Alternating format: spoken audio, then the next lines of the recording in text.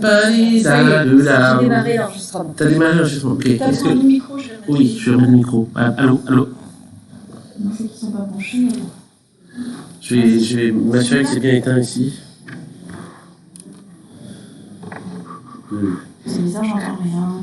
Ouais, non, il n'y a rien. Ah, peut-être que le son ne marche pas non plus. Allô? C'est pas grave, on va parler fort. Ah ben ouais, Ça marche? eh ben, Ça ne marche pas, hein? tu Le son ne marche pas non plus. tout bête. On va parler fort. Oui, Ça va, c'est le boîtier. Le euh, boîtier, là, avec nos voix de stentor. Toréador, gendarme. Alors, comment voulez-vous qu'on procède dans cette discussion sur The Leftovers, le troisième côté du miroir? Oui. Est-ce que vous voulez qu'on parle de comment ce livre est né, a été créé? Mais déjà, en fait, ce livre est probablement une des premières publications avec ton Twin Peaks, du reste, qui peut naître en tout cas du groupe d'études. Puisque, bon, c'est pas exactement ça l'histoire, puisqu'on a fait une conférence d'abord à Sérimania. Oui. Et le deuxième, on l'avait fait dans ce cadre-là. Oui, À Rennes. en fait, la première partie du livre est plutôt un prolongement de la conférence qu'on avait faite à Sérimania. Et toute la deuxième partie du livre sur la saison 2 a été le prolongement de ce qu'on avait fait ici il y a 2 ans. Et par contre, tout ce qu'on a écrit sur la troisième saison, là, est totalement inédit et on ne l'avait pas encore testé sur un auditoire. Non. Et donc, on s'est permis d'être encore plus loin. Mais en fait, le truc, c'est que malgré tout, c'est pas non plus une redite des choses. C'est-à-dire que si jamais vous étiez là il y a 2 ans, la saison 2, ça va pas être la même chose. Parce que les 3 parties qui composent le livre sont pas non plus des parties simplement homogènes par rapport à la saison. Et elles prennent en compte les 3 saisons. Simplement, elles sont plus orientées par le questionnement d'une des saisons, étant donné que les saisons des Leftovers sont très différentes les unes des autres. Exactement. Vraiment très très différentes. Et donc, même ce qu'on avait dit sur la première saison et sur la deuxième ont évolué par rapport au fait qu'il y a eu la troisième saison. On n'est pas resté sur notre compte à soi, sur ce qu'on avait dit, on a fait évoluer en tenant compte de la fin de la série. Le truc, c'est que le truc de départ, pour raconter vraiment l'histoire, parce que là, c'est comme si on parlait, vous étiez déjà au courant de plein de trucs, et en fait, vous n'êtes au courant de rien du tout. Donc au départ, il y a une série qui s'appelle The Leftovers, qui est une série pour laquelle il y a des surveillants d'études, ça vous savez. Et il y a 4 ans maintenant, il y a 4 ans, Sérimania, l'espèce de truc spécial qui est fait en France, c'était au début au Forum des Images, maintenant c'est dans la ville de Lille, je crois. C'est une espèce de rendez-vous oulala, très important autour de la série télévisée en France, Sérimania. Je crois nous avait demandé de faire des conférences sur The Leftovers. Et ce qui me semblait vraiment extrêmement déplacé, c'est de parler d'une fiction alors qu'elle n'était pas terminée. De commencer à statuer, en fait. De dire ça veut dire ça. De commencer à plaquer une interprétation sur quelque chose qui est encore vivant, en train de bouger. C'est comme si, en gros, en fait, grosso modo, on l'a tué.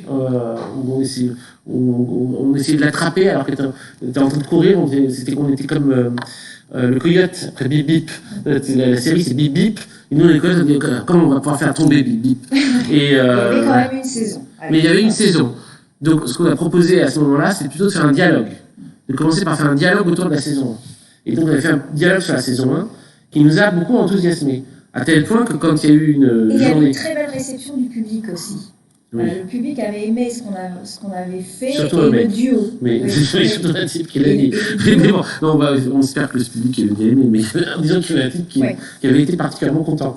Ouais. Et on était content que ce mec soit content. Donc on s'est dit, ok, on va continuer comme ça. Il y avait un truc qui avait beaucoup changé, enfin, si je parle pour moi, c'était que le fait de faire ça en dialogue, ça impliquait 2 choses différentes que de faire en monologue. C'était que c'était un interlocuteur qui devenait l'interlocuteur, ça devenait toi, enfin grosso modo, j'essaie de dire des choses déjà, essayer de surprendre, et toi pareil, grosso modo, c'est-à-dire qu'en gros... Te surprendre et te convaincre. Et convaincre, exactement. Et en même temps, ça a empêché le point de vue d'être trop uniforme.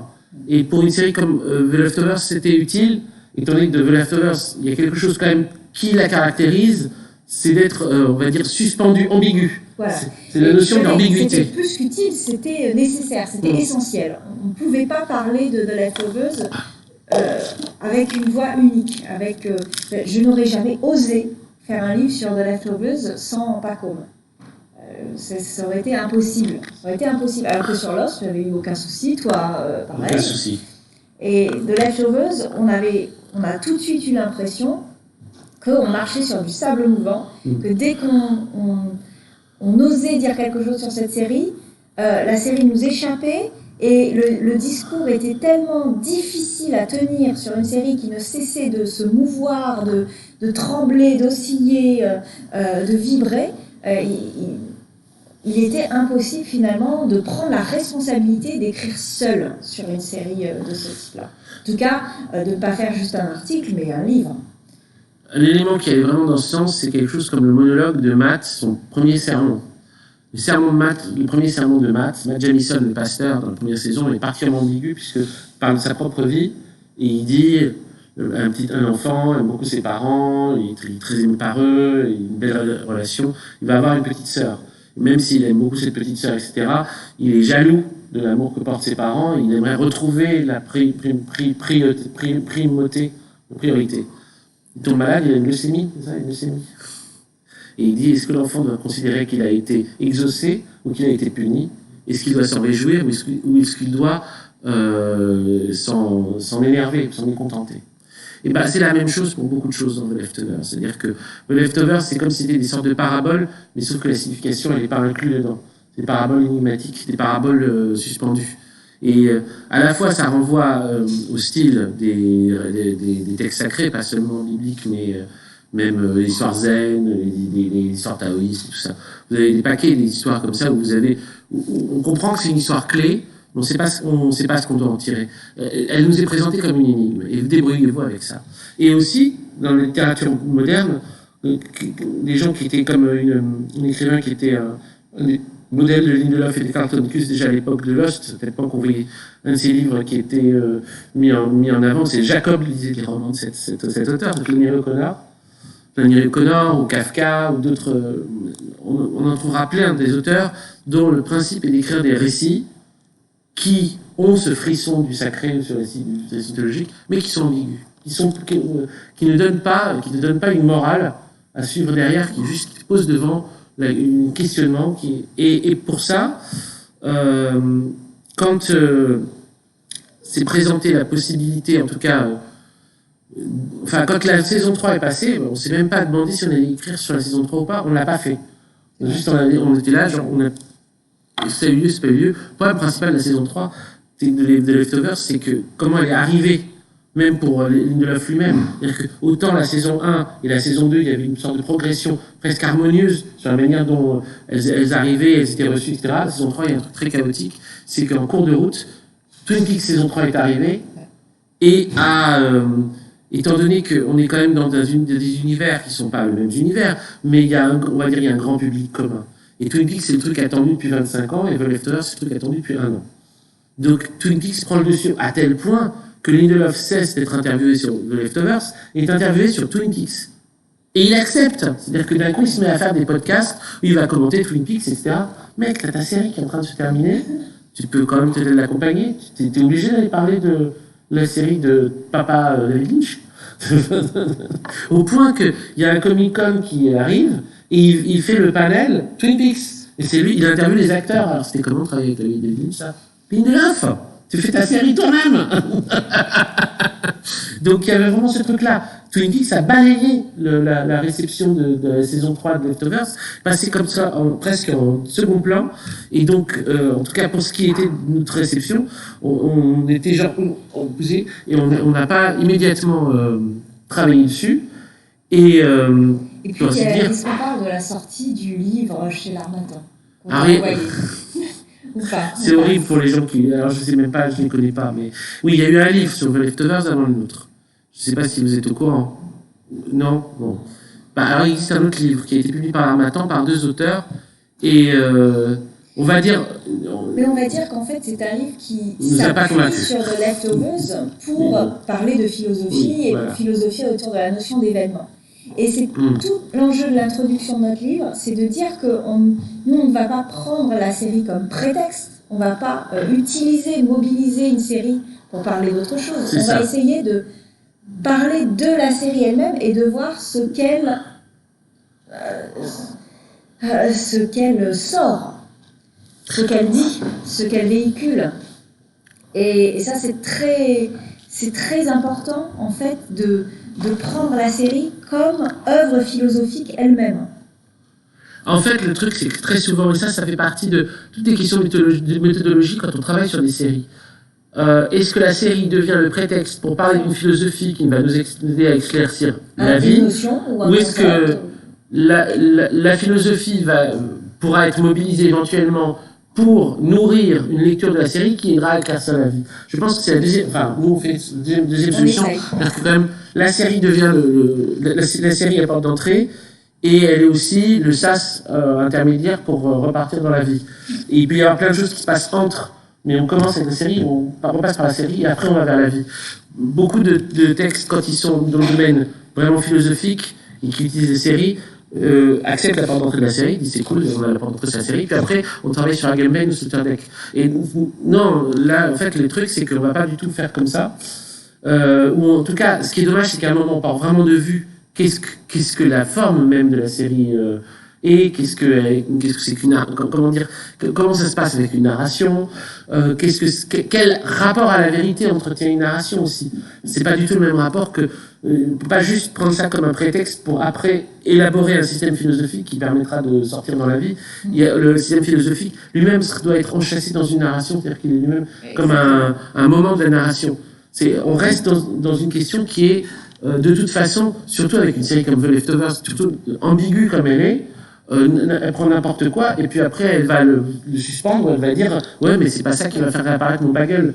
Donc c'est aussi en voyant qu'un livre était sorti sur The Leftovers, mais n'éclairait pas forcément la série comme on voulait l'éclairer. Et en fait, il ne parlait pas de la série, vraiment. Il ne parlait pas du tout de la série. On s'est dit, il faut faire un autre livre. Il faut faire notre livre. Raconter ce que l'on pense que The Leftovers est. En tout cas, vivre vraiment une aventure avec The Leftovers. Et il y avait ces éditeurs assez formidables qui sont Benjamin et Elise. On les recommande, mais alors, très chaleureusement, ils sont extrêmement sympathiques. Deux personnes formidables. Et engagées, je veux dire.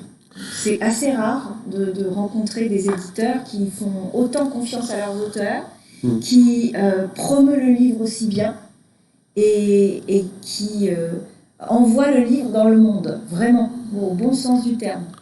Donc, vraiment cool. Et ils ont, en fait, à partir du moment où il y a eu cette rencontre avec eux, on a décidé de s'y mettre et donc de reprendre tout ça. Mais ce qui était spécifique à notre manière de faire, c'est qu'en fait, on a fait des textes individuels. Enfin, pour chaque partie, on a fait chacun un chapitre. Parce qu'on n'est pas à écrire à quatre mains, on n'est pas du tout sur ce mode, sur ce régime-là. Et puis, on ne vit même pas dans la même ville, machin. On s'appelait au téléphone. Oui. Souvent, avant de commencer l'écriture, on avait une longue discussion, un long débat pour voir, pour se lancer, en fait, pour avoir des idées, pour cogiter, pour brainstormer un petit peu. Surtout, on se disait ce qui nous posait le plus de problèmes dans la saison, qu'on avait aimé de revoir, les trucs qui étaient. Parce qu'il y a des choses qui poseront toujours problème. Et c'est ça qui est intéressant quand on fasse une journée d'études aujourd'hui. On va voir ce que vous avez, ce qui nous apportez là-dessus, mais énormément de choses sont amenées dans The Leftovers qui restent totalement orphelins en termes même de récit. C'est-à-dire que la saison 1 amène des éléments qui ne vont pas être repris dans les autres saisons. La saison 2 amène des éléments qui ne vont pas être repris dans la saison 3. On a des pistes de narration qui sont... c'est comme si elles sont totalement avortées. C'est-à-dire qu'on ouvre un truc et puis après on passe à autre chose, on n'en reparle plus.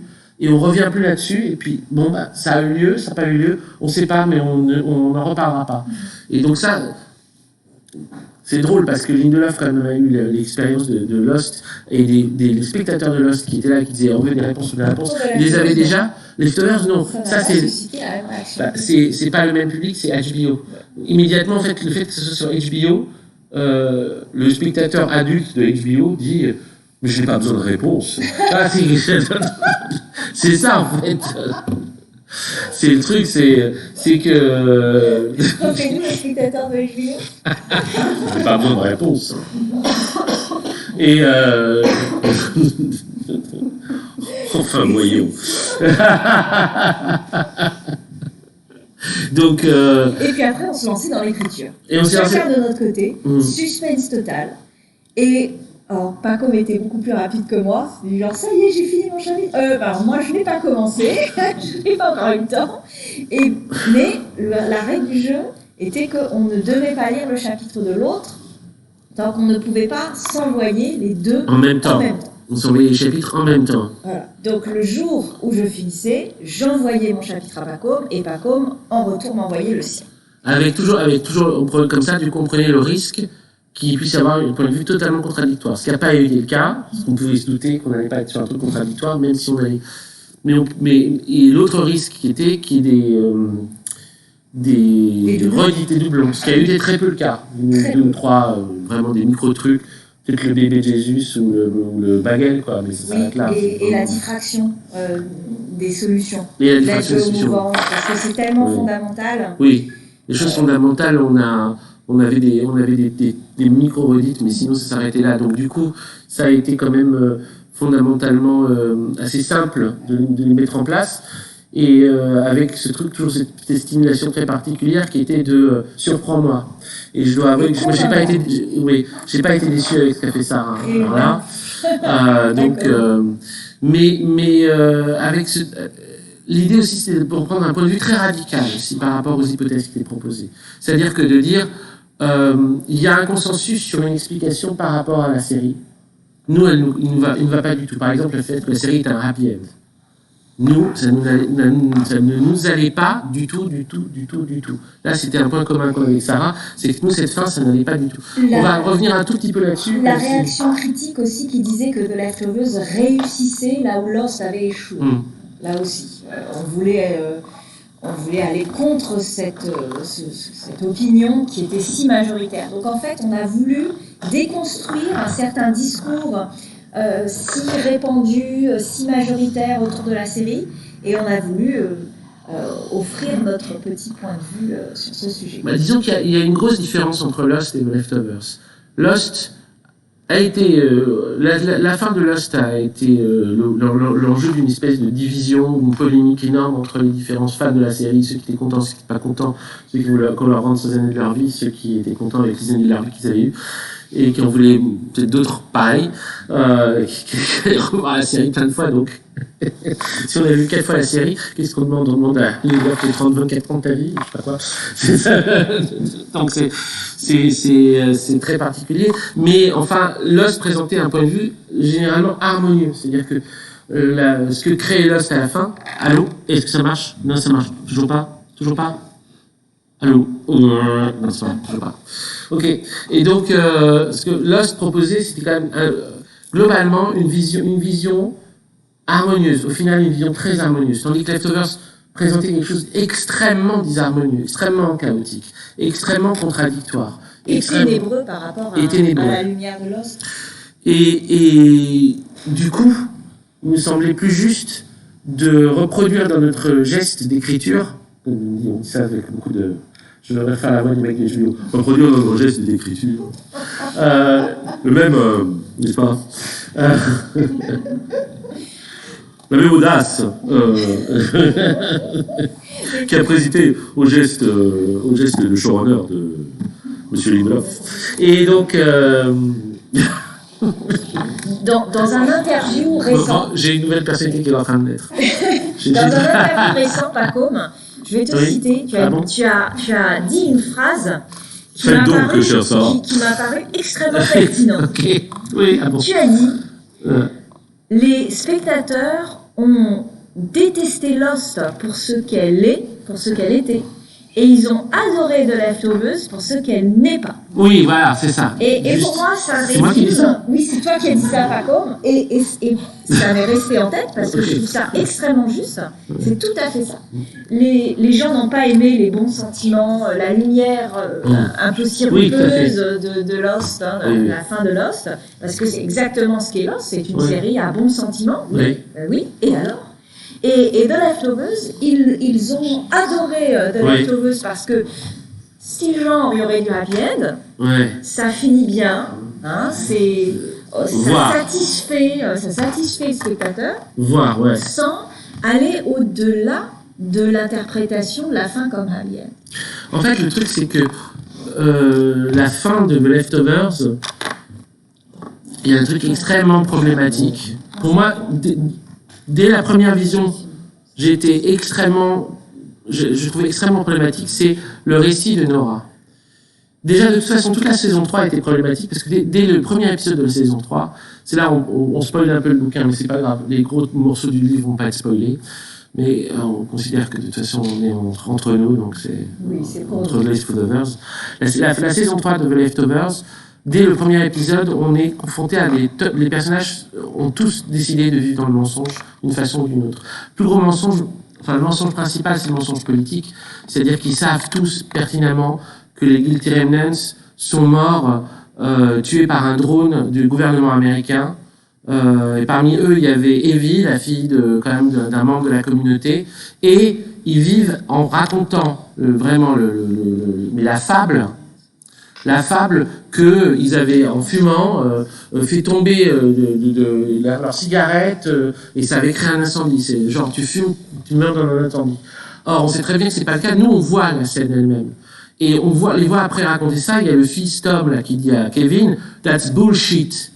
Et Kevin, il dit, c'est ce qu'on nous a dit, c'est ce qu'on sait, machin, et tout ça. Donc, il vit sur le mensonge, quand même. Un mensonge d'État. Un mensonge d'État. Donc, les personnages vivent dans un mensonge d'État. L'acceptent complètement.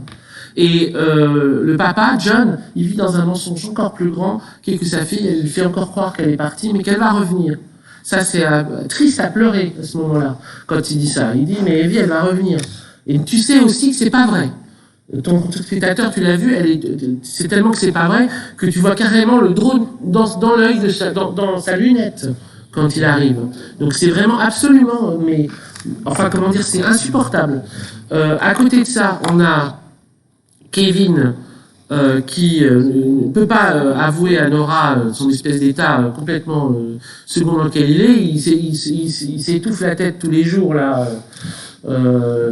Sur dans une espèce de mode traumatique complètement fou. Nora elle-même, ils n'ont pas parlé du fait qu'elle a dû rendre l'enfant à Christine. Donc, comme ils n'ont pas pu parler du fait qu'ils ont dû rendre l'enfant à Christine, grosso modo, ils ont pris ça comme une espèce d'évidence, etc. La vie continue. Elle s'était attachée à cet enfant, et avec donc la logique lindelofienne typique qu'une mère et un enfant, c'est pas un truc biologique, c'est un truc symbolique, c'est à partir du moment où tu adoptes un enfant et tu t'en occupes, tu es sa mère. Nora était la mère de l'enfant de Christine, dont j'ai oublié le nom, petit bout de chou, hein, Lily, la mère de Lily. Et on lui retire Lily, et genre, on va être cool avec ça. Laurie, qui est donc psychanalyste, normalement psychanalyste, et j'espère que c'est bien le cas, ils essayent quand même de perlaborer des vérités de l'inconscient, venues de l'inconscient. Elle est devenue une sorte d'imposteur, de fraudeuse, aidée avec John, qui a repris le job d'un véritable médium, le médium qu'il a chassé à coups de pompe de Jardin, alors que le mec, il était authentique, et lui, il fait ça en pur bullshitter, pas pour de l'argent, hein, pour que les gens aient bien, parce que lui, ça le fait aller bien que les gens aient bien. Donc, ils font une entreprise de mensonges généralisée avec Laurie qui aide en haut avec Internet. Ça, attends, je te le googleise. Le nom de son disparu, c'est machin, etc. Dis-lui qu'il est de l'autre côté, dans la lumière, il va bien. Donc, tout ça, c'est ignoble. Donc, c'est une saison. Tous les personnages sont devenus ignobles. Où sous prétexte d'aller mieux, que les mensonges font que les gens aillent mieux, alors c'est OK. C'est ça. Et il y a quelque chose qu'il fallait absolument déconstruire, à dire d'accord, mais OK, peut-être que cette saison 3, elle vous a fait vous sentir mieux par rapport aux autres. Peut-être qu'effectivement, cette fin vous va parce que elle est basée sur le mensonge, mais elle vous fait vous sentir bien. Les personnages vont aller mieux après, mais vous peut-être aussi. Mais qu'est-ce que ça dit sur nous, sur notre société, sur le discours de la série ? Et ça, c'était quelque chose qu'il fallait déconstruire. Et surtout, on a été aussi influencé par les panneaux d'Ivy et les discours de Patty, me disant qu'à chaque fois, on devait comprendre, on devait savoir. Mais quoi? Qu'est-ce qu'on doit comprendre? Qu'est-ce qu'on doit savoir? Qu'est-ce qui est vraiment sous notre nez et qu'on ne voit pas? Et qu'est-ce qu'on doit justement lire dans cette série qui est implicite, mais qu'on devrait voir, mais comme si c'était très clair. Et c'est ça qui nous a aiguillonnés. Alors j'aimerais juste compléter, avant d'arriver à ce point-là, compléter la liste des mensonges qui rendent ça particulièrement insoutenable. C'est-à-dire que, en dehors de ce que je vous ai dit, qui est apparu dans le tout premier épisode, même le pasteur Matt Jamison accepte de mentir sur un miracle ayant eu lieu lié au stylite. Le stylite, on l'a vu nous-mêmes, parce que la série, là, elle nous montre que les personnages mentent. C'est-à-dire qu'elle n'est pas ambiguë. Donc on voit le stylite tomber.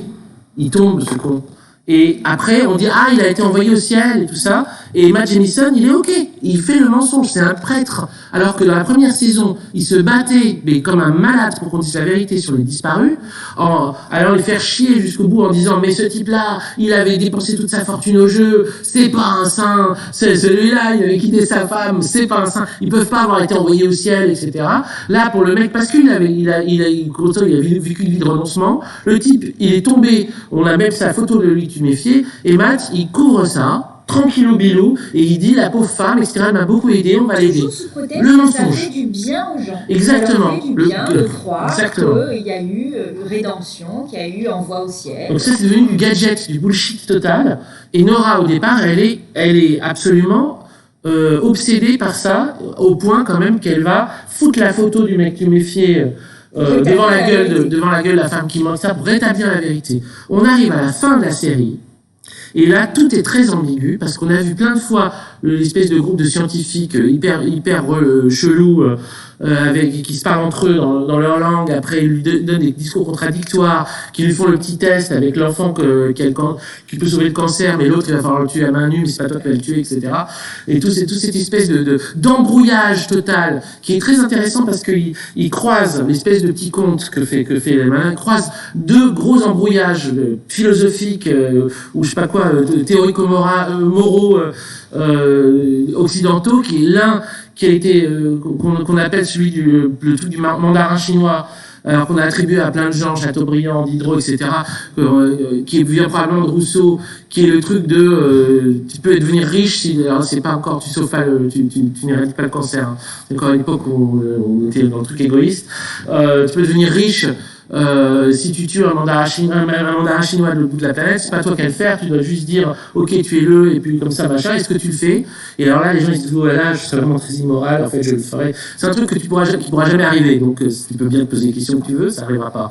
Pareil le truc encore pire de Ivan Karamazov qui dit à Alyosha contre la vie d'un enfant, alors salut mondial, etc., la rédemption mondiale, mais pour ça il faut tuer un petit enfant, est-ce que tu le fais? Et Alyosha il larme, oh mon Dieu, est-ce que pour sauver l'humanité je pourrais tuer un enfant? Mais ça n'aura jamais lieu. C'est ridicule. Tu ne peux jamais pouvoir sauver l'humanité. On tue un enfant. C'est complètement con. Mais les gens se prennent la tête sur ces bullshit total. Et ils se prennent la tête, ils ont pu se prendre la tête sur des siècles là-dessus, quoi. Donc, on joue avec ces trucs-là et c'est ça qu'on balance aux mecs. En mode Chidi dans The Good Place. Oui. Et donc, on vous fait ça et c'est ça le deal pour pouvoir passer de l'autre côté. Dans un monde, on ne sait pas s'il existe, mais que le scientifique, le savant fou, il aurait fait une espèce de machine qui te balance des électrons, et donc tu vas passer de l'autre côté dans le monde des 2%, et nous, on ne voit pas tout ça. On voit juste les doutes. Nora, comment elle est attirée par ce truc-là, comment les endroits où ils vont, ils sont glauques, ils traversent la Terre, tout est interdit, tout est ambigu, tout est sur un mode vraiment pirate et tout ça. Elle y va, on va la voir juste rentrer dans la machine, hurler, genre, le truc s'arrête. Et puis après, on la retrouve beaucoup plus tard. Là, genre, à toi de décider si elle est allée de l'autre côté ou si elle n'est pas allée de l'autre côté, qu'est-ce qui s'est passé, qu'est-ce que c'est Au bout d'un moment, on comprend qu'on est beaucoup plus tard dans le temps. Kevin revient, pour se rapprocher d'elle, évidemment, il lui balance des mensonges, c'est la meilleure technique. L'approche, c'est de raconter du bullshit total. Elle s'énerve, etc., mais le truc repart. Et là, elle lui raconte son histoire. Elle raconte son histoire, et c'est bouleversant quand elle le raconte. Elle raconte machin. Sauf que ça tient pas la route. Ça tient pas la route du tout pour un truc. Mais vraiment un truc qui est capital. C'est qu'il nous explique dès le début que dans ce monde des 2%, c'est un monde qui est absolument mais détruit total. Il dit, nous, on a perdu un peu, eux, ils ont tout perdu. Ils ont tout perdu. Donc elle a erré dans des cités dévastées, espèce de monde vide avec des fois un peu de lumière, un peu de machin. Et on peut imaginer, s'il y a 2% de l'humanité, comment ils font les routes, comment ils font les machins. Enfin, tu vois, on imagine, c'est devenu le sauvage. Or, là-dedans, elle raconte qu'elle a retrouvé finalement son mari qui vit avec les 2 enfants et une femme. Nous, on sait que c'est pas déjà la femme avec qui il a trompé, puisqu'on l'a déjà vue. Elle est restée. Elle n'est pas partie des 2%. Elle est partie des 90% pour cette femme. Donc, elle nous précise pas. Une espèce de femme, là, avec les enfants.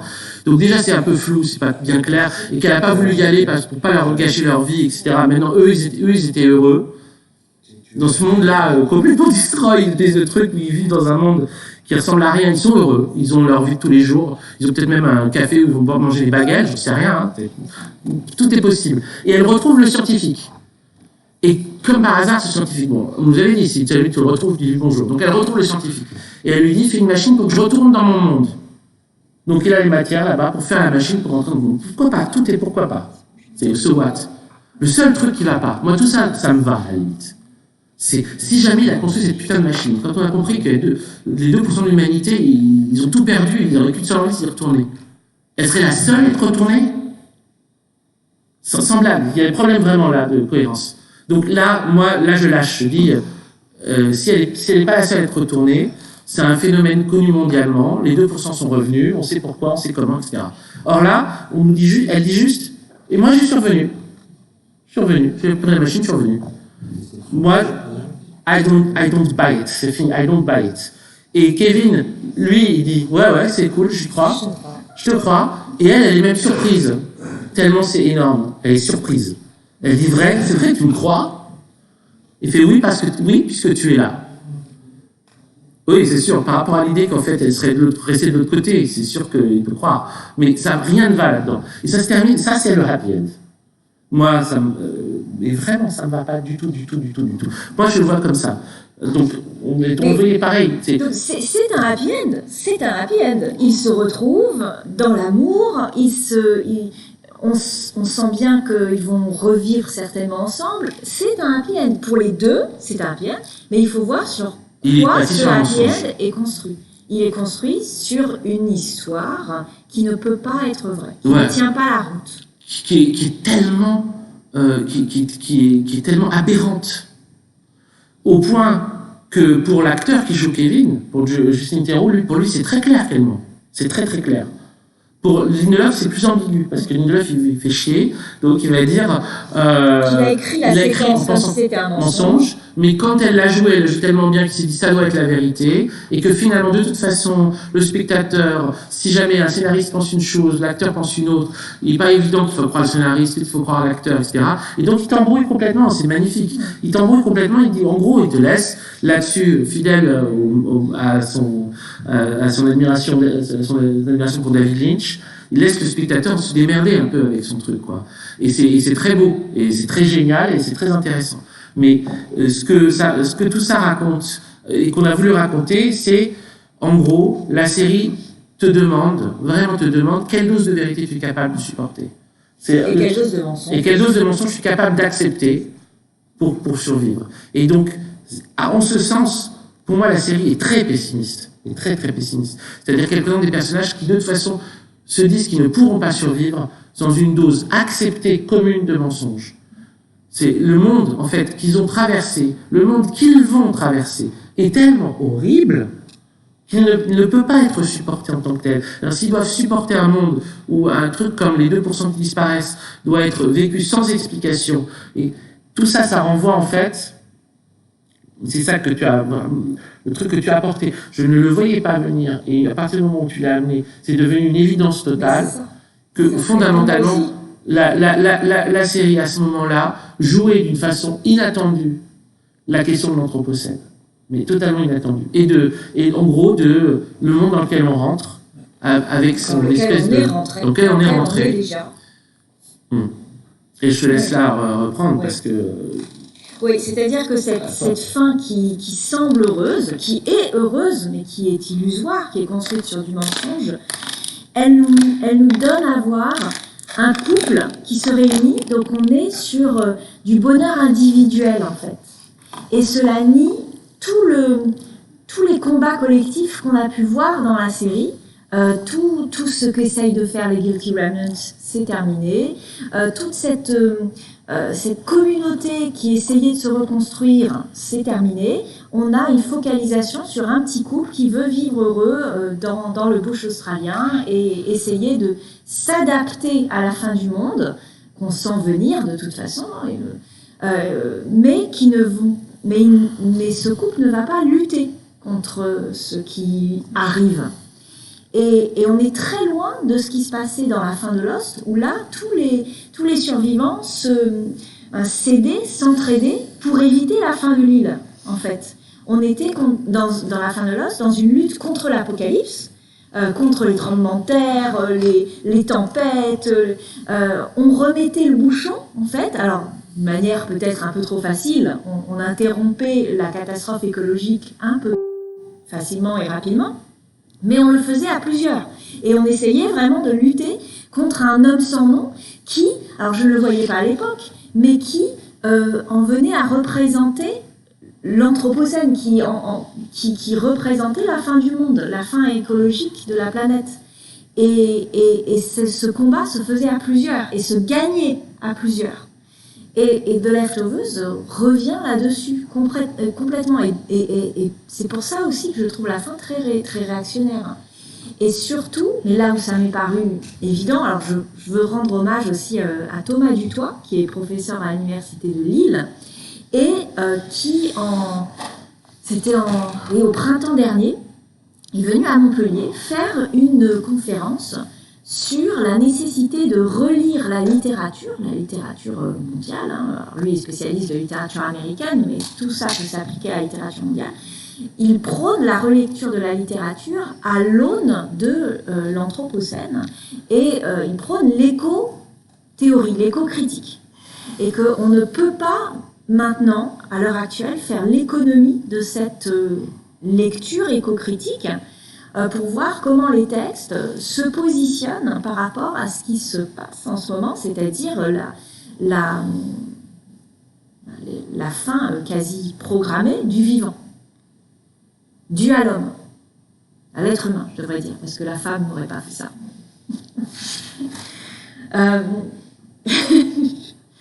Oui, à part bien sûr Madame Thatcher. Ah oui, bien sûr. On va dire plutôt pas les femmes, la femme, mais plutôt les codes féminins. Les codes c'est très différent. Vus comme féminins. Et donc... À part les sorcières, quoi. Les sorcières n'auraient certainement pas fait ça. Oui, les sorcières n'auraient pas fait ça. Et donc, là où, après avoir entendu Thomas Dutoit, je me suis dit... Alors, j'étais en pleine écriture du livre avec Pacôme. C'est là je me suis dit, mais...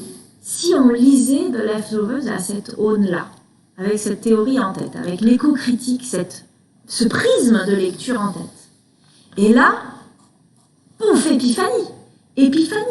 Parce que le You Understand, ces pancartes brandies en permanence, Patty qui nous dit, mais vous devez comprendre. Vous devez comprendre qu'on est proche de la fin. Et comment commence The Leftovers avec cette hypothèse qui est en fait si actuelle, avec l'évaporation de 2% des êtres humains. L'évaporation soi-disant inexpliquée, mais en fait totalement explicable. C'est-à-dire c'est une métaphore de ce qui arrive avec le vivant maintenant, où on est, je crois, à 60% des espèces vivantes qui ont disparu en 40 ans. La disparition des oiseaux, en fait, la disparition des insectes. Voilà. Mais surtout le truc... Enfin, les insectes, on s'identifie peu aux insectes.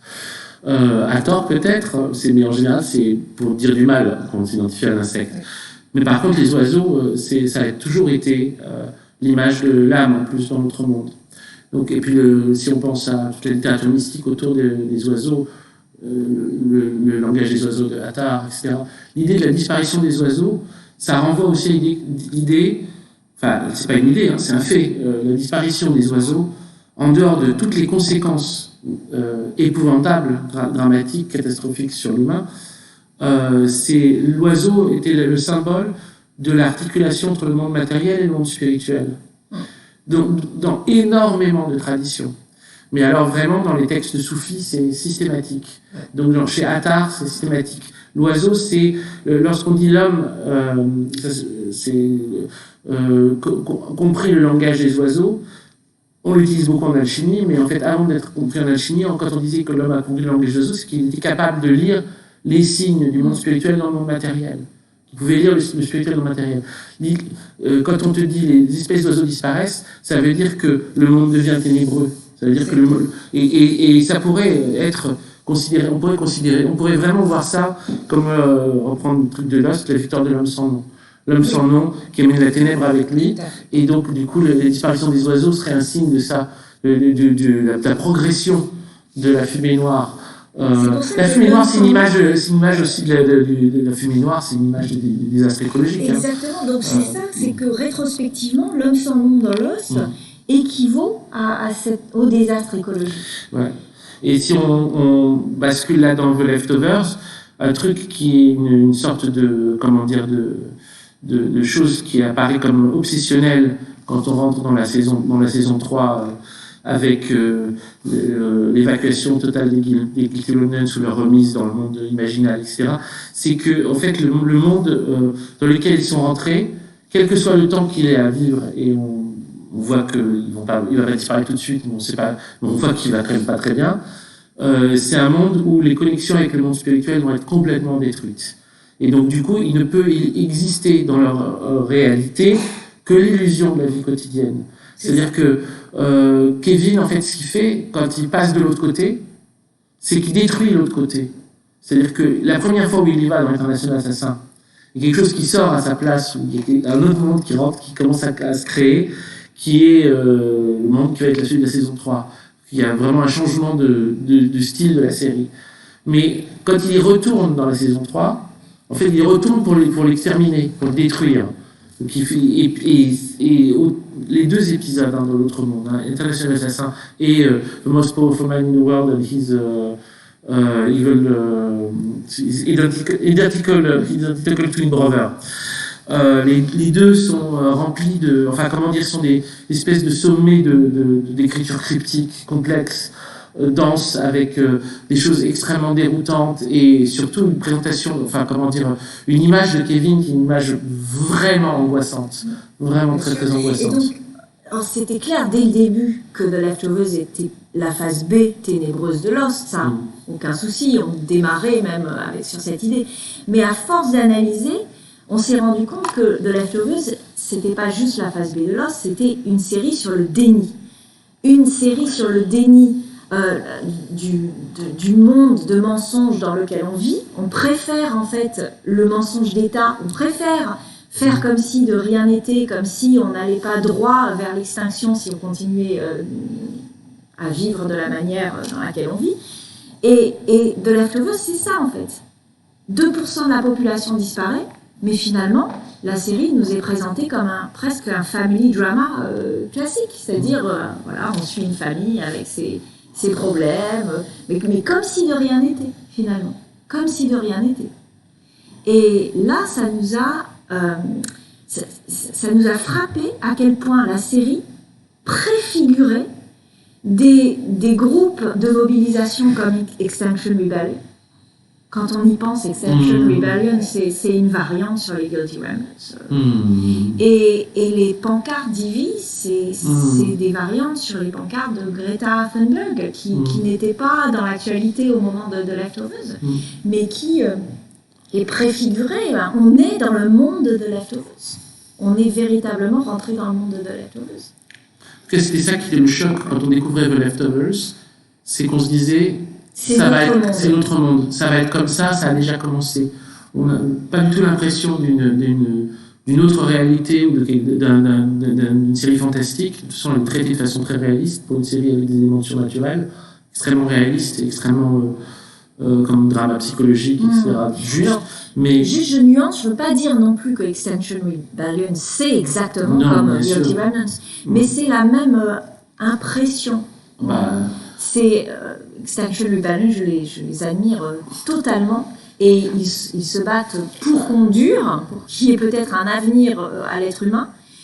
Guilty Remnant, c'est plutôt l'idée de toute façon, ça y est, c'est foutu. Foutu pour foutu, attendons la fin. Donc c'est pas tout à fait la même vision des choses, mais c'est la même idée d'un groupe qui se fédère par rapport à la fin du monde. Non, mais c'est surtout, en fait, c'est une esthétique de la division de la division du monde qui est commune. C'est-à-dire une esthétique de la division de la société.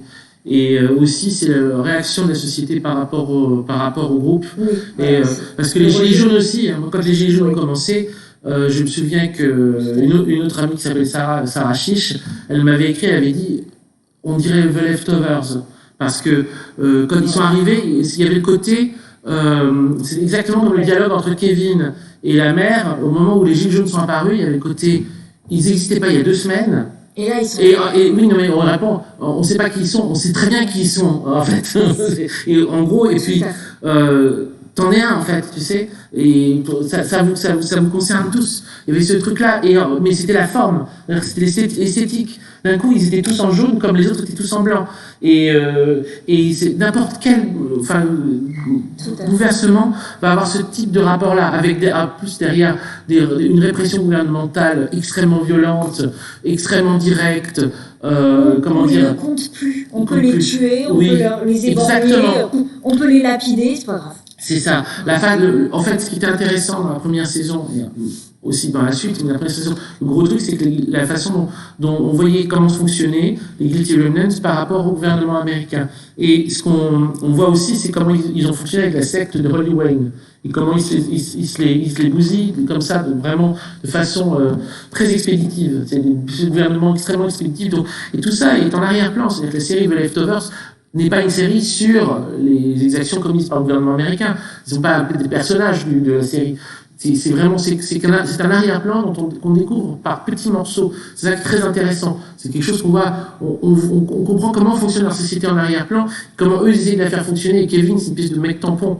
C'est-à-dire qu'il y a ce téléphone extraordinaire quand ils ont des problèmes avec les Guilty Remnants, avec un mec de Washington, je sais pas quoi, qui l'appelle, qui lui parle dans très très longtemps. En gros, le mec lui propose, il dit, si vous voulez, on les tue tous, quoi. On règle votre problème. Vous voulez qu'on règle notre problème? C'est juste pour nous demander, et on n'a rien de temps. Donc on comprend que de toute façon, c'est comme ça que les choses sont réglées dans The Leftovers. Et on voit très bien, c'est excessif, évidemment. Le gouvernement français n'a pas exterminé les gilets jaunes en masse comme ça, mais on est à ça de ce type de réaction, on est à ça de ce type de comportement. Il suffirait de pas grand-chose. Il suffirait vraiment un ou deux, un ministre tué. Hein. Et la population entière de la France est exterminée.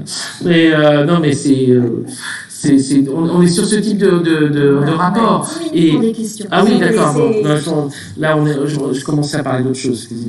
Ouais. Allez. Ok. Débattons.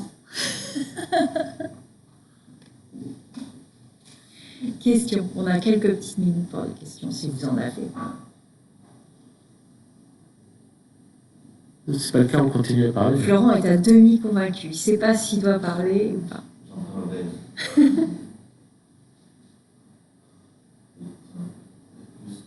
Et j'ai pas lu le livre encore. Je me suis gardé cette expérience pour ça aussi. Est-ce que vous abordez le personnage de Laurie, oui. Les derniers épisodes? Oui. Peut-être pas autant que le mériterait. Pas autant que les autres, mais oui. Du suicide, l'épisode qui nous fait penser qu'elle s'est suicidée. Mais en fait, on voit que c'est une stratégie de la série, parce que en revoyant là récemment on voit aussi Tom dans la piscine. Ouais. Et l'épisode clôt alors qu'il ne remonte pas. Il y a déjà Tom qui est sous l'eau dans la piscine quand il est chez Hollywood. Oui, et on se dit il va pas remonter. Donc cette idée que chaque personnage est toujours à la limite de se tuer. Oui, c'est vrai. C'est en permanence là. Quand Kevin se met le plastique sur la tête et s'étouffe c'est la saison 3, je crois. Oui, c'est début de la saison 3. voilà, c'est tous ces personnages où la fille qui imite toujours la pendaison des premiers épisodes, on est avec et Nora qui se fait tirer dessus régulièrement. En fait, ils sont tous morts. Ils sont oui, ils sont toujours à 2 doigts de se tuer. C'est vraiment, il y a une conjonction temporelle spécifique dans cet épisode-là, où effectivement, ils sont tous suicidaires. Et au même moment, parce qu'après, effectivement, il y a des éléments pendant toute la série, mais au même moment, on pense qu'ils vont effectivement tous se suicider. Oui. À ce moment-là, on a un analyste qui nous dit que ça oui. survit en fait. Oui. Donc il y a vraiment il y a une espèce de cristallisation de ce motif à ce moment-là qui se voit avec le truc de toute façon très très bizarre, c'est à quel point on a l'impression aussi que la série change de main. Bon, c'est pas grave, je spoil un petit peu le livre, mais sur l'idée du showrunner qui change, même si c'est toujours Damon Lindelof, mais c'est pas, comment dire, une série n'est pas dirigée tant par un scénariste que par les forces qu'il convoque. C'est-à-dire qu'il y a toujours une force qui est convoquée. C'est très spécial ce qui se passe avec The Leftovers. C'est-à-dire que quand on pense à Lost, la force supérieure, l'image du showrunner, Jacob, avec cette tapisserie sur laquelle est écrite la série de façon, comment dire, hiéroglyphique, quoi. Où il y a 6 personnages, une image du dieu, etc. Le bateau, la statue. Bon, en gros, t'as l'idée que Jacob, il a fait une tapisserie qui correspond aux 6 saisons de Lost pendant jusqu'à 5 saisons, puisque c'est à la fin de la 5e saison qu'on voit ce truc-là. Et on a aussi l'image du cœur de la série. Enfin, il y a l'idée qu'une série a un cœur. Et le cœur, c'est Hurley. Le cœur, c'est Hurley dans le sens où c'est le personnage qui est l'étalon moral de la série. Vraiment l'étalon moral. Et en fait, toutes les séries avaient un cœur. Enfin, pas toutes, mais presque toutes les séries avaient un cœur. Même des séries qui sembleraient ne pas avoir de cœur ont un cœur. Twin Peaks, série plus expérimentale de toutes, a un cœur.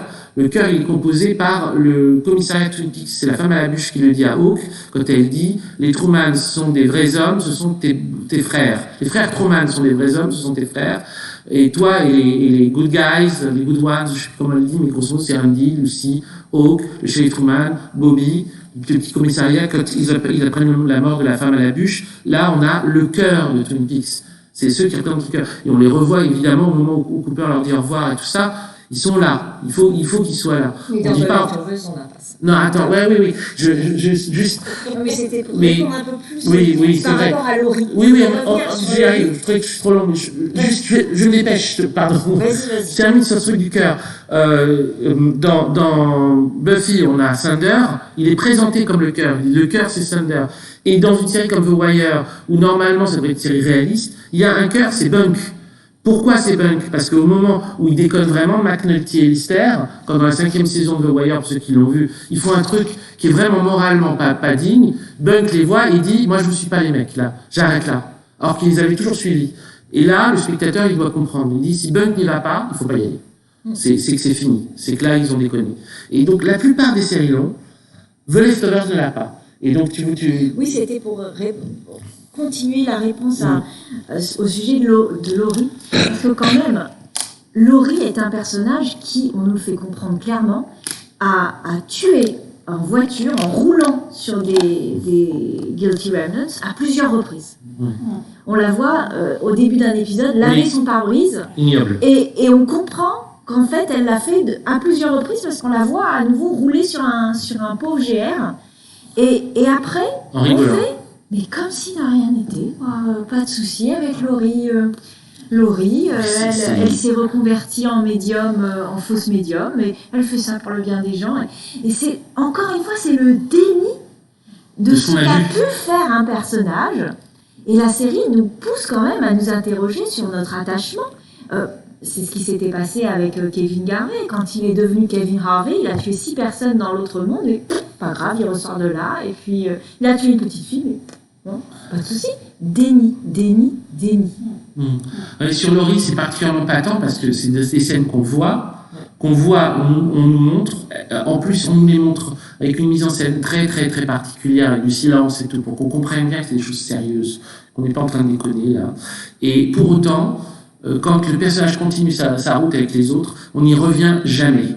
On considère que là-dessus, donc le spectateur se démerde avec ça, mais Laurie, on revient jamais sur le fait qu'elle soit une tueuse en série.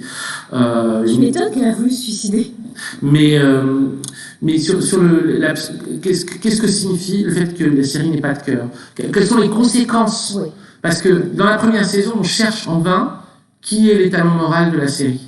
Et puis moi, je croyais que ce serait les jumeaux. Non mais c'était parce que j'étais un peu con. Donc je pensais que les deux jumeaux, à un moment, ils auraient une espèce de rôle comme ça, que c'est eux. Parce que comme c'est des personnages comiques, ils sont en arrière-plan, je me disais peut-être que ce sera les jumeaux. Les deux. J'y croyais pas. Oui, je sais. Non mais moi, je me fais beaucoup d'illusions.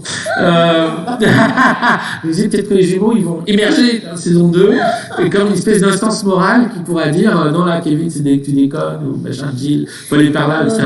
Comme ils étaient... C'était le petit oiseau qu'on retrouve dans la boîte et qui s'envole.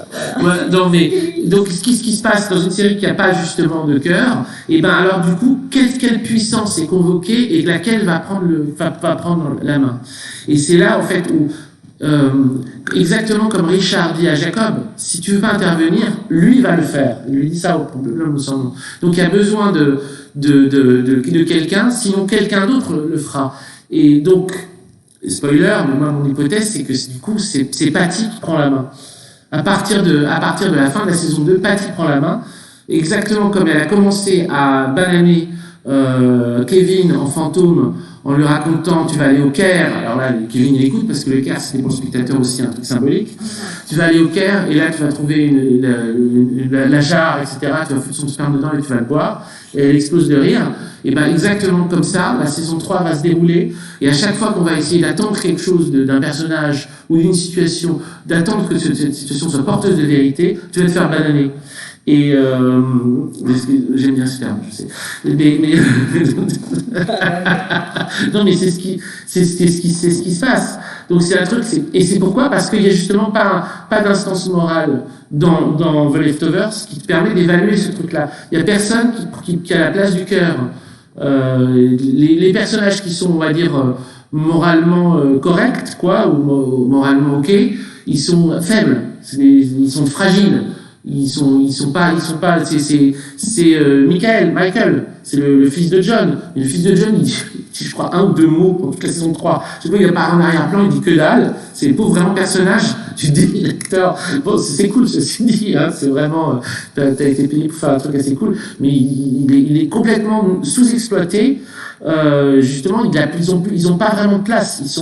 On sait qu'ils sont moins pourris que les autres, mais pour autant, bah, tu vois, tu vas juste tenir là derrière, tu fais pas de vagues.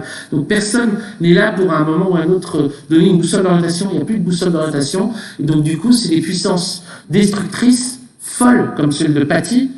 Et là, je distingue vraiment Patty des Guilty Remnants, même si c'était une chef d'un groupe de Guilty Remnants.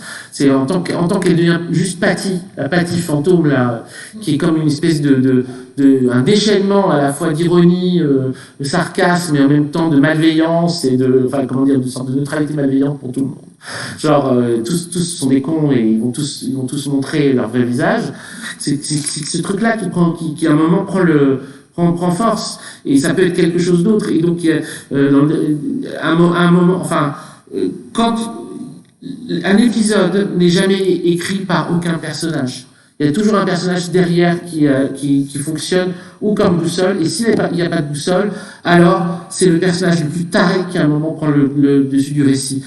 Il faut penser qu'une série, il n'y a pas seulement le showrunner et son pool de scénariste, il y a aussi la puissance qu'il a invoquée. La puissance qu'il a invoquée à un moment ou à un autre, elle va agir. Elle va agir vraiment nettement, et elle va orienter le récit. Et ça, c'est vrai pas seulement pour les séries, c'est vrai pour le théâtre, c'est vrai dans Shakespeare, c'est vrai dans la littérature, c'est vrai dans toute forme de narration. Il y a une puissance qu'on invoque. Cette puissance, souvent, elle est représentée sous la forme d'un personnage, pas toujours, mais depuis longtemps, comme personnage. Cette puissance-là, c'est elle qu'on peut interroger comme instance autoriale, au moins autant que le showrunner ou que les scénaristes. Donc, qui écrit The Leftovers à un moment? À un moment, pendant 2 saisons, c'est Kevin. Kevin, il écrit The Leftovers. Kevin écrit The Leftovers jusqu'à International Assassin. Quand il sort d'International Assassin, ce qui a changé, c'est que Kevin n'est plus l'auteur de ce qui va suivre. La série ne va plus ressembler à Kevin. Kevin, ce qui ressemble à Kevin, c'est ce qui se passe pendant 2 saisons. Alors là, c'est vraiment le mood de Kevin. C'est sombre, c'est énigmatique, on n'a pas de réponse, c'est un peu triste, on essaye de faire au mieux. Grosso modo, on essaye de gérer le chaos comme on peut. C'est vraiment le petit shérif de la petite ville qui veut juste que ça se passe pas trop mal. Qui est pas c'est pas une crapule, c'est pas un saint, mais c'est pas une crapule, et il fait au mieux. Et on est sur ce truc-là. Quand on sort d'International Assassin, c'est plus ça qui dirige la série. Et la saison 3, elle n'est pas dirigée par Kevin. Et Kevin, il est dans les choux. Donc, voilà. Ça va être le mot de la fin. Hein, je voulais juste dire, parce que j'aime bien moi écouter les récits de création tels qu'ils les portent dans les médias. Et Lindelof, quand il raconte comment ils ont... Alors, c'est toujours à ce qu'il brode, ou enfin, c'est toujours le débat de la parole du showrunner, mais il dit des choses qui sont vraiment dans le sens de ce que tu viens de dire. Comme il dit, la fin de la saison 1, on avait épuisé le matériel du roman, le matériau narratif du roman, mais on s'est rendu compte aussi, on sentait que les personnages voulaient des choses. Et qu'ils voulaient des choses, et donc on a commencé à aller dans cette direction-là. Et à un autre moment, dans une autre interview, il a aussi dit il fallait se mettre à écouter. Ils avaient eu l'impression dans la Writers' Room, à la fin de la saison 1, quand ils se sont dit qu'est-ce qu'on va faire maintenant, que le consensus entre eux, c'était il faut qu'on commence à écouter ce que la série veut nous dire. Ah oui, voilà. Et tu vois, ça fait vraiment écho, et je trouve ça très très fort en fait, par rapport à ce que tu viens de dire. Enfin, ce que tu viens de dire, je trouve ça très fort par rapport à ce que Lindelof, le peu qu'il a pu dire dans les médias. Je trouve que c'est une très belle parole, quoi. Commencer à écouter ce que la série veut nous dire. Mais c'est aussi les discours sur l'écriture de Stephen King. Hein. Il ne dit pas autre chose quand il dit que parfois les fins de ses livres ont été dictées par les personnages. Que parfois il ne voulait pas faire mourir un personnage, mais il n'a pas pu faire autrement. Toni Morrison aussi, j'avais écouté une interview sur Mercy, et elle disait la même chose. Elle disait qu'elle avait cette voix et qu'elle était obligée de suivre cette voix, la voix du personnage, de son personnage féminin. Et elle écrivait ce que cette voix lui dictait, et son récit allait vers là où cette voix voulait l'emmener. C'est vraiment, enfin, je pense que les grands créateurs, ils ont cette expérience-là. Ça leur parle. À travers eux, ça parle. Mais c'est pas eux.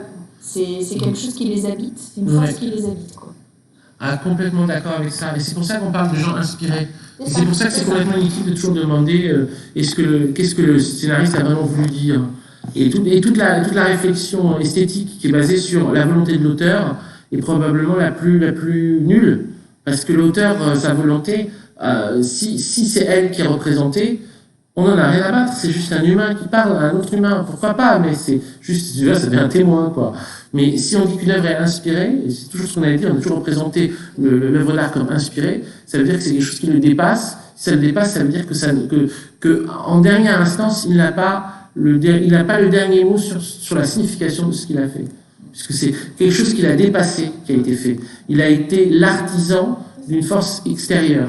Et moi, je dirais que la question, en fait, c'est comment cette force a été convoquée. C'est ça qu'on peut éventuellement interroger. Ça, c'est intéressant. On va vouloir savoir ce que la série venait de dire. Ça fait penser aussi à, dans les premières saisons de Lost, quand Locke disait je veux savoir ce que l'île veut de moi, l'île me demande. Je suis en recherche de ce que la volonté de l'île. La volonté de l'île, dans The Leftovers, c'est pareil. Ils ont demandé la volonté de la série. Quelle est la volonté de la série? Et la volonté de la série, je pense que pendant un bon moment, elle a ressemblé à la volonté de Kevin, ou éventuellement à la volonté de Nora. Mais on pourrait dire que c'était jusqu'au début de la troisième saison, c'était le livre de Kevin, comme s'appelle le premier épisode de la troisième saison. Les 2 premières saisons sont, jusqu'à International Assassin, en gros, le livre de Kevin. Et après, on passe à autre chose. On passe vraiment radicalement à autre chose. Les personnages changent d'être. Ce qui leur arrive, vraiment, les faits se modifient à tout jamais. Et jusqu'au dernier épisode, où là, on est le livre de Nora. Là, c'est Nora qui est l'instance autoriale du dernier épisode. C'est pas Patty. Patty, elle meurt avec l'avant-dernier épisode. C'est là qu'elle disparaît. Il la tue pas du tout dans le puits. C'est ça qui est très intéressant. C'est quand il tue la petite fille dans le puits, il a l'impression qu'il s'en débarrasse de Patty. Mais c'est complètement faux. Patty, elle devient toute puissante. Patty, elle devient l'auteur de la suite. Patty, elle devient le scénariste. On la retrouve dans l'épisode on la retrouve dans du jumeau. Hein. Mais de toute façon, Donc tu parles. Good job, Kevin. Oui. Well done. Donc c'est ça l'aventure étrange. Et c'est là où. Non mais c'est sûr que Lindelof a un rapport passionnant à la création. Il y a un autre truc qu'il a dit dans une interview qui moi m'a beaucoup marqué et que je trouve vraiment intéressant. C'était dans un podcast sur Twin Peaks, quand on essayait de lui faire remarquer le point de vue commun entre Twin Peaks et The Leftovers, ce qui nous fait une transition avec Briac qui va arriver et qui va pouvoir reprendre la main à ce moment-là. Surtout qu'on a la vidéo. Ah oui, ok. Donc voilà.